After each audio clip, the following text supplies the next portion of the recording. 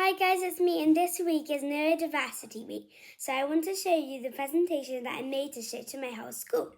I've put comments on for this video, so if you have any questions you can type it in the comments. I hope you enjoy the video and please remember to like and subscribe. Autism and ADHD by Peyton.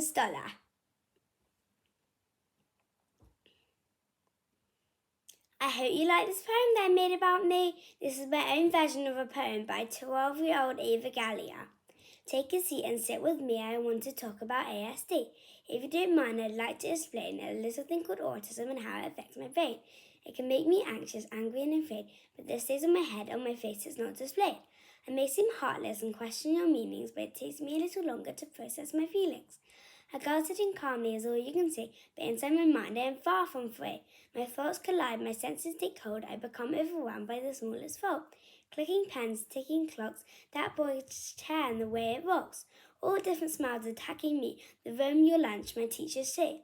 Take a seat and sit with me, but not too far and not too close, I have ASD. I'm always social, I try to fit in. Sometimes you'll think I'm rude, I can never win. I'm very literal and straight to the point. If you want the truth, I won't disappoint. My need for control means I may scream and shout, so sometimes I end up lashing out. I get confused and my brain overloads, intense emotions, a rollercoaster road. Please understand I am not to blame, I've just got an atypical brain.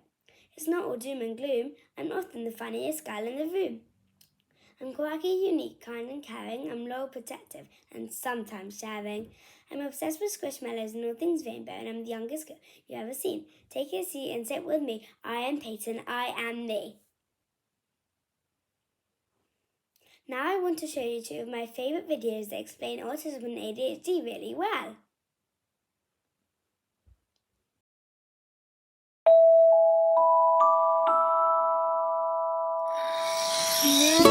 We are all different, and that's wonderful.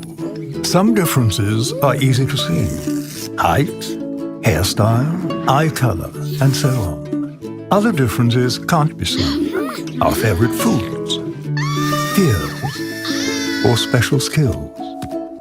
Interestingly, the way we see the world is also different. For instance, what do you see in this drawing? Most people see a duck, but some of you might have seen a rabbit. Whichever you saw, you are correct. This is just a trick drawing to show you that all brains work differently. The brain is your body's computer. It works differently for all of us and controls how you learn.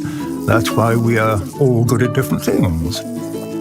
How you feel, which is why we all feel different emotions. And how you communicate. Sometimes the brain is connected in such a way it affects the senses and how we perceive and read situations and interactions. This is known as autism. Many people have autism, so it's likely you already know someone who is autistic. And for this reason, it's useful to know a little bit about autism. The special wiring inside an autistic brain can sometimes make the person good at tasks we may find difficult, such as mathematics, drawing, or music. It can also do the opposite, and activities we find too easy are incredibly difficult to them, such as making friends. The senses constantly send information to your brain about your surroundings and other people.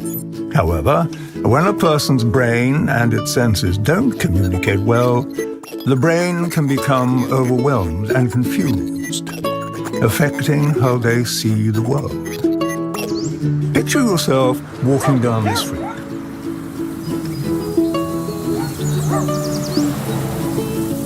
This is how an autistic brain may experience the same walk. Scary, isn't it? Sadly, in many cases, the person can't say out loud how they feel. So even though there's chaos going on in their heads, they seem okay on the outside, unable to ask for help. We all develop behaviors to help us feel calm in uncomfortable situations. We may look away, hug ourselves, chew our fingernails, fidget, bite our lips, and so on. Equally, autistic people develop behaviors that help them cope with these intense moments.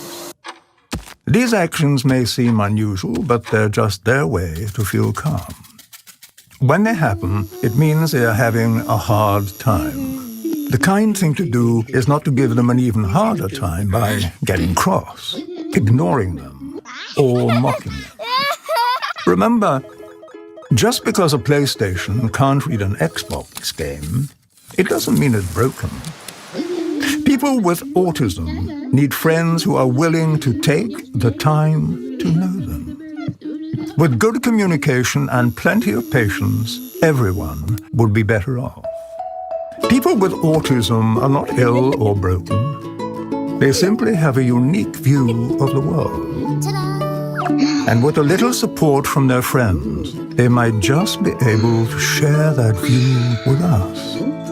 Autism can make amazing things happen. Pay attention to this important message.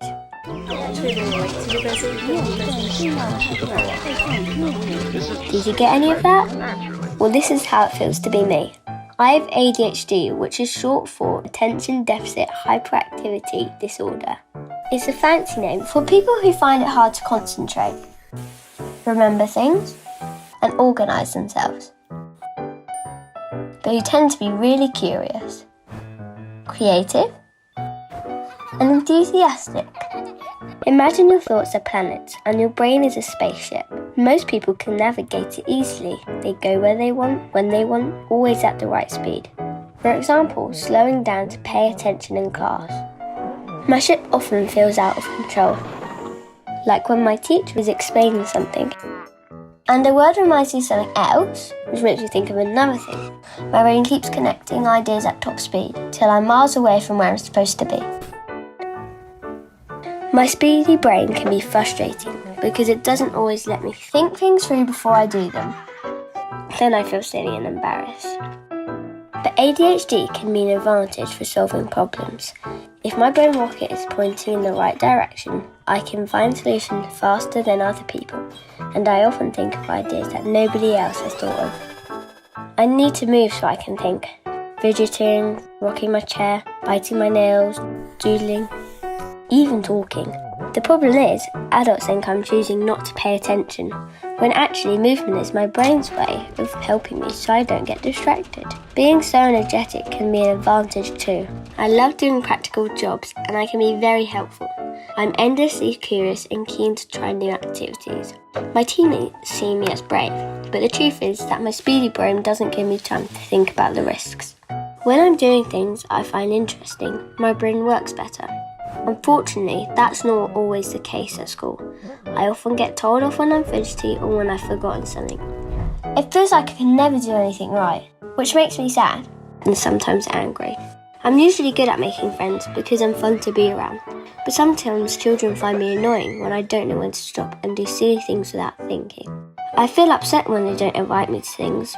Maybe their parents are worried because they don't understand ADHD. My doctor gave me medication to help my brain organise my thoughts. Medicine doesn't always work for ADHD people, but luckily it worked for me. The doctor also spoke to my parents, who spoke to my teachers, who spoke to my classmates. And now everyone around me understands about my speedy ADHD brain. They help me point my energy in the right direction, they're more patient with me, and we write down instructions so I don't forget things. They encourage me to take movement breaks and help me make lists and charts so I can organise myself better. 1 in 20 people have ADHD, so you probably already know someone like me. Go and find that person and ask them all about their amazing brain. Did you know lots of famous people have autism and ADHD? Ryan Gosling and Emma Watson, who are actors, Dev Patel, who wrote Captain Underpants, Jamie Oliver, who is a brilliant chef, Britney Spears and Justin Bieber, who are music artists, and Dream, a YouTuber, all have ADHD. Also, Bill Gates, Albert Einstein, Sia, and many more people all have autism. If you want to help me, these are a few things you can do. Not be too noisy. If I look sad, ask me if I'm okay. Be patient with me. Try not to distract me when I'm doing something important. If someone is mean to me, make sure I'm okay, because sometimes I can take things quite seriously, even if you think it's not a big deal. Things I do to help me. I have a queue pass for places like Lucky Land, which means I can go into the disabled line, which is quicker. I use fidget toys. I take movement breaks when I need to. I take away distractions. I go to the well-being room when I find things too noisy. If anybody wants to ask me a question, please put your questions in the comments, and I'll try my best to answer it. Thank you for listening, and I hope you enjoyed my presentation.